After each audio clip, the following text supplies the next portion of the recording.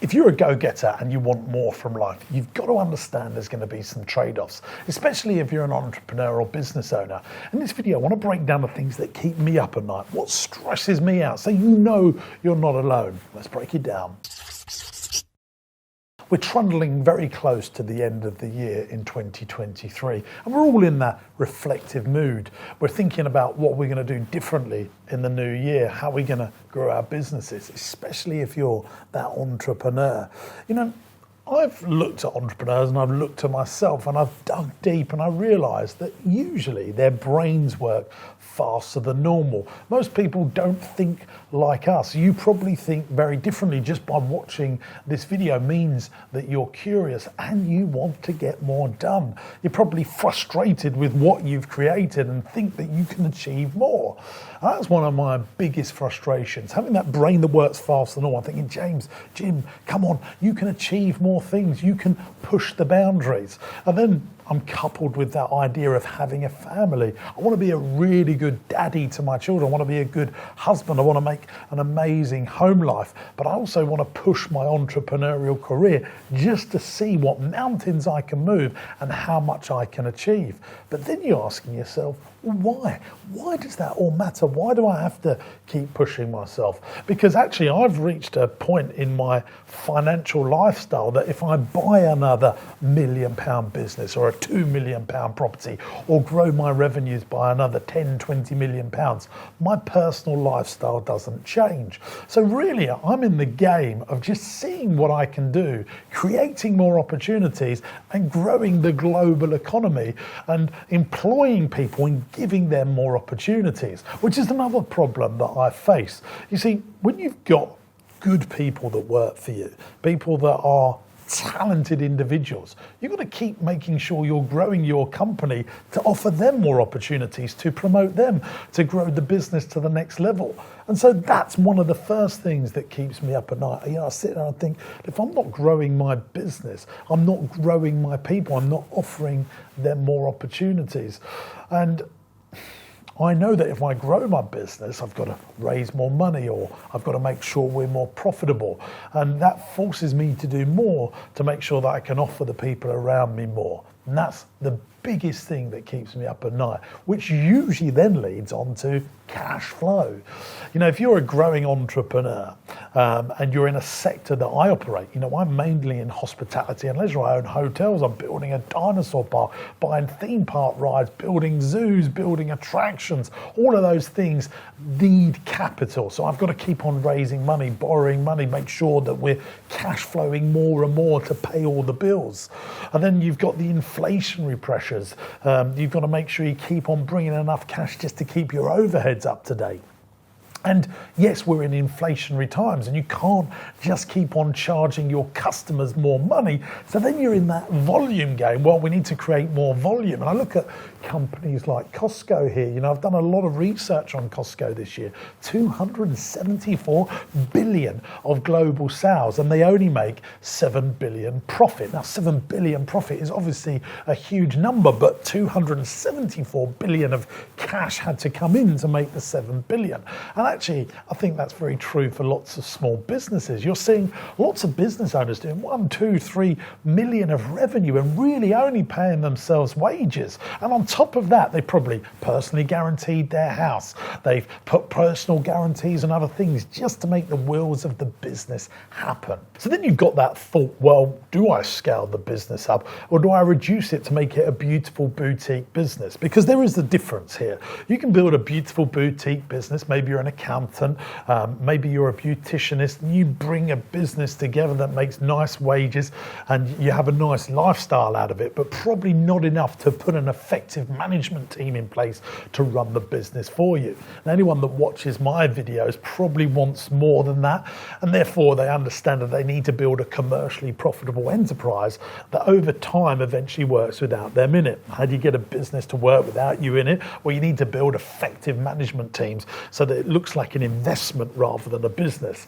And that needs a lot of cash flow to build that up. So you've got to learn the dynamics of business, know about margin, how to get customers, how to increase your value of your business, how to build systems and processes. All that stuff needs to get learned. But really the number one rule is keeping the cash flow and keeps the business going. And you might need to learn how to raise finance so that you're not just doing it all out of cash flow. And that's one of the biggest things that I think I've learned in my career is because I'm working faster than normal, borrowing money takes time. I always tell people allow 6 months at least to get funding into your business. And if it's big funding, you might be working on it for a year. And that frustration of waiting around for 6 months a year really drives entrepreneurs mad. And I've never been someone that wanted to dive into private equity and venture capital where it is easy to get funding once you've got it, because I don't want to be owned or controlled by anyone. So I've always tried to use banks. But because the banks are slow, I try and fund it myself through all the creative ways that I've shared on this YouTube channel over the last 6 years. But that can really push your cash flow while you're working out how to do that. So then you think, why bother? Why should I carry on doing all this stuff? Why don't I just be happy with my lot? Well, I'm just not that sort of person. I want to keep growing. I want to keep moving mountains. So that keeps me up at night. This whole dynamic of being happy with what you've got or really try and move mountains. But I don't want to use venture capital or private equity. I want to use all my own money. It's very, very difficult. Very few people get through, and I think the process takes at least 10 years before you start seeing huge results. You've got to ask yourself, can I wait 10 years? It's not actually a long time, but it feels like a long time when you're in it. Another thing that can be quite stressful when you become the leader, when you become the big king, the big cheese, is usually you're a responsible person. I don't know why, but when you're a responsible person, the world just gives you more responsibilities. You get more responsibilities, more opportunities. They just magnetize towards you. People rely on you. And when people rely on you, you become a calm person from the outside, even though you can be hugely stressed inside. And I don't know what it is, high level, responsible people are not allowed to get stressed out. They just doesn't happen. You just have to put on your big girl's pants and go out there and march forward. And I'll be honest with you, I think a lot of entrepreneurs and business owners and leaders, politicians, leaders, big head teachers, people with responsible jobs, I think behind closed doors, they feel very lonely, very, very lonely. And it is a complete and utter lonely place to be when you build something of size, because you can't talk to anyone else that understands what you're going through. Yeah, you might find other business owners and entrepreneurs that have built big things, but certainly as I've grown my business, there's less and less of those people around. And they're also very responsible people, very busy people doing their own things, and they are time poor.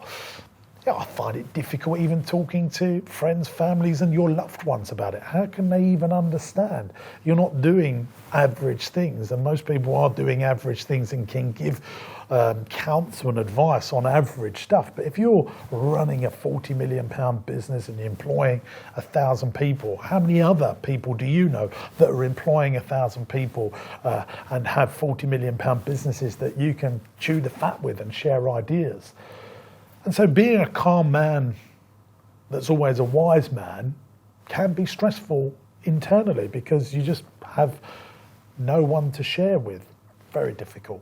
When you're at the top of the tree, you also realise that everything's your fault. And when everything's going really well, you need to praise others. That's just what great leaders do. They eat last, So if a business is doing really well, you want to praise the team.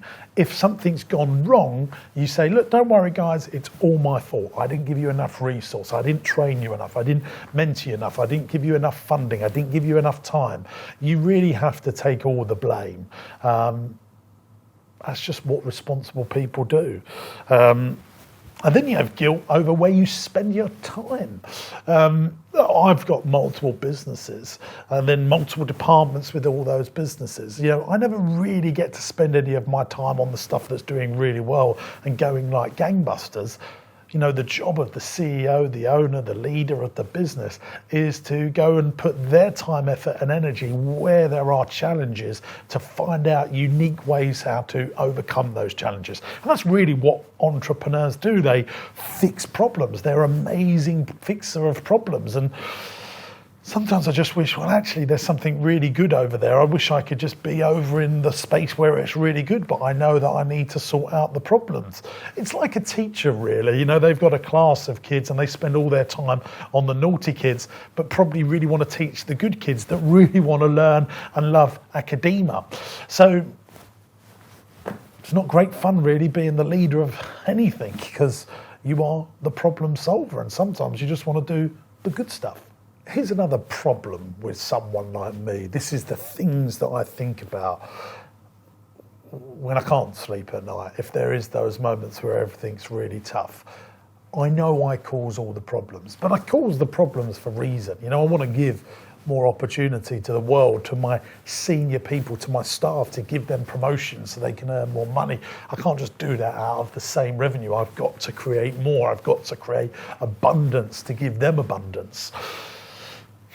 But then I get everything to a nice level playing field. I solve all the problems. I solve all the stresses. You know, I get the right systems and processes in place. I pay off all the debt and everything's making money. I've got everything at a level playing field. And then the thing up here starts working again. My brain thinks, can I do some more? I see a problem over there that's not even my problem right now. That could be a failing business. And I'm thinking I could turn that thing around. And it starts sucking me back in. I'm into that new opportunity. And then another opportunity presents itself. And I think, all it needs is 18 months. I could do that one too. And then I've got two other problems that I bring into the fold and sort them out. That's just what I do. My life is like this: problem, stress, sort it out, boom, back to normal. Problem, stress, sort it out, systems and processes, great people around me, everything's going lovely. But is it always going to be like this? Well, here's the thing. When you start in business, you've got a little hill, and then you build a big mountain, or you've got a castle and you put loads and loads of moats around your castle that gives you more protection. And I actually like this castle analogy for business. The more defenses you put around your business. So I build my castle. One of the things that's caused me lots of stress in life is I've always been a stickler for owning the freeholds and properties that we operate our businesses out of. But actually that's a moat around our business, because over time those properties have become worth a lot of money, which protects our business. Buying other companies, having multiple revenue streams, it's another moat around our castle. Employing really good people before we can afford it. Actually, after a year of doing that, they've built more systems and processes around that castle.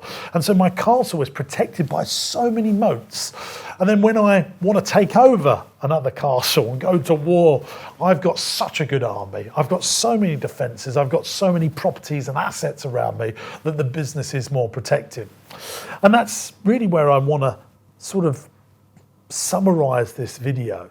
That if you have the power, if you have the mental capacity to keep building your business, you will get to a certain level where you have an abundance of cash flow, an abundance of profit, an abundance of history, knowledge, IP, that people will trust you more and they will invest in you more, or choose to want to come and work for you over your competitors because you look like you're in such a good place.